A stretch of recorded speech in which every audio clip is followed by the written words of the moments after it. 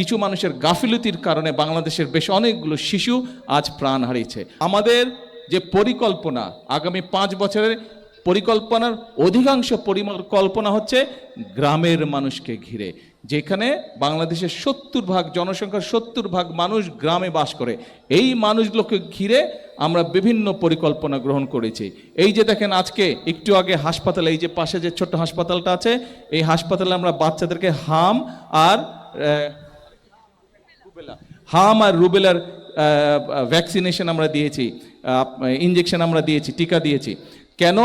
আমরা দেখেছি গত যেই স্বৈরাচারকে 5ই আগস্ট এই বাংলাদেশের জনগণ বিদায় করে দিয়েছে, খেদিয়ে দিয়েছে এই দেশ থেকে, যারা পালিয়ে গেছে, ওদের সময়ও আমরা দেখেছি যে এই বাচ্চাদের জন্য, এই অসুখের জন্য যে টিকা লাগে, ওষুধ লাগে, সেটা তারা বিদেশ থেকে আনে নাই।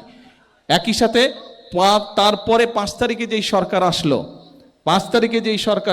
সেই সরকারও প্রায় 1.5 বছর ক্ষমতা ছিল, তারাও বাচ্চাদের কথা চিন্তা করেনি, তারাও এই ওষুধটা আনেনি। ফলে মধ্যখান দিয়ে কি হলো, এই অসুখটা যখন শুরু হলো, দুর্ভাগ্যজনকভাবে অনেকগুলো শিশু প্রাণ হারালো। অর্থাৎ কিছু মানুষের গাফিলতির কারণে বাংলাদেশের বেশ অনেকগুলো শিশু আজ প্রাণ হারিয়েছে। আর যাতে শিশু প্রাণ না হারাতে পারে কোনো শিশু, সেই জন্য তাড়াতাড়ি আমরা বিদেশ থেকে এই ওষুধটা এনেছি।